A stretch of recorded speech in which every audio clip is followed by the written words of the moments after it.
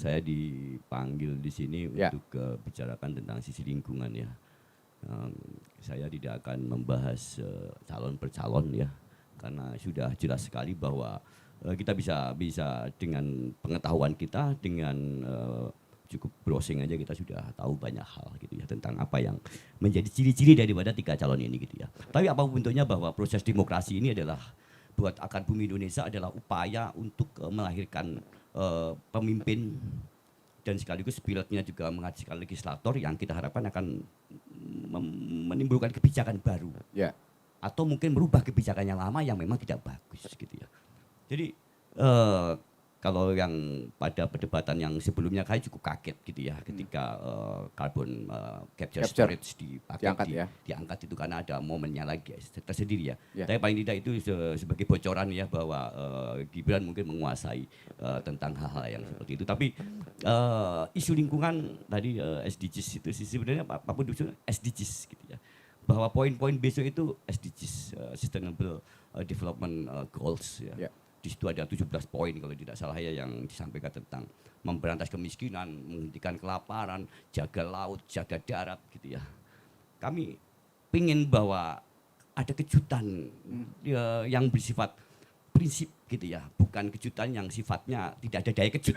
Ya, ini kejutan cuma nggak ada daya kejut gitu ya. Kita ingin bahwa ada daya kejut yang memberikan efek lingkungan yang baik gitu ya. Mungkin saya akan menggabungkan lagi Kementerian Lingkungan Hidup dan memisahkan Kementerian Lingkungan Hidup dan Kehutanan. Karena banyaknya kerusakan di hutan karena digabungkan selama hampir 9 tahun, 10 tahun. Contoh lagi, kami akan menjaga betul pelaksanaan dari PSN. Ya, agar mungkin segitiga pilar investasi ini terpenuhi, ya ini segitiga sama sisi. Karena kami nggak melihat bahwa ada segitiga sama sisi yang ideal gitu ya, antara ekonomi, kemudian lingkungan dan sosial. Itu yang kita pengen di dalam debat itu gitu ya. Karena seperti sampaikan tadi bahwa kalau soal mengenai teknis itu ya Dirjen itu sudah menguasai semuanya. Ya, tapi kita pengen bahwa ada kesadaran yang lebih tinggi. Ya, karena memang kita maklum gitu ya. Mungkin legislator kita juga masih kalau saya bilang tidak banyak ya, saya pikir masih belum banyak gitu ya yang pro lingkungan gitu ya, karena beberapa hal. Makanya ini sebenarnya ceruk buat anak muda, milenial, karena hampir 50% adalah milenial dan mereka bicara tentang the future. Ya, kita tahu bahwa ISDS itu timbul karena apa sih? Karena keterbatasan sumber daya alam yang kita eksploitasi secara berlebihan. Ya, makanya ada pemanfaatan yang dikendalikan gitu ya. Nah, inilah yang kita mau bahwa ada upaya pengendalian pemanfaatan sumber daya alam yang terkendali, bukan kemudian ugal-ugalan. Ya. Praktek yang sekarang cenderung ugal-ugalan. Kita tahulah kebijakan terakhir dalam beberapa tahun terakhir gitu ya. Bagaimana ada yang terakhir kita diskusi tentang PP 26 tahun 2023 tentang pengelolaan sedimentasi di laut. Kita bicara tentang Omnibus Law yang memberikan kontribusi besar terhadap beraninya orang merusak lingkungan. Karena Anda merusak lingkungan, Anda cukup pergi ke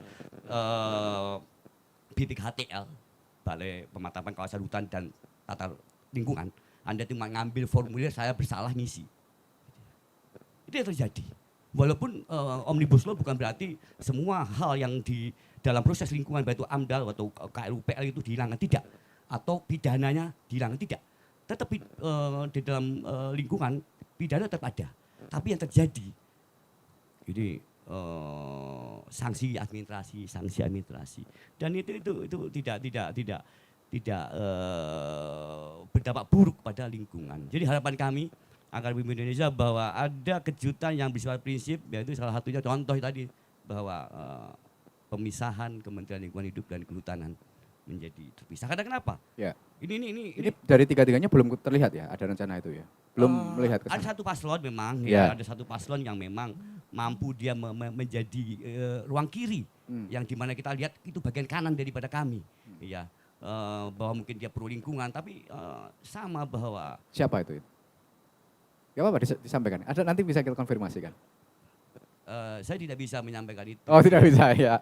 Tapi kita berharap Oke. ya ada yang berani lagi gitu. Ya, ya, ya, Jadi ya. paling tidak paslon itu bisa memicu paslon kedua yang untuk berani menabrak sesuatu hal yang sudah ada gitu ya. Ya, ya, ya. Ya, karena kita bukan butuh sensasi. Ya, kita butuh prestasi di masa depan. Karena kenapa? Kita Kebri itu 50% lebih hutannya rusak.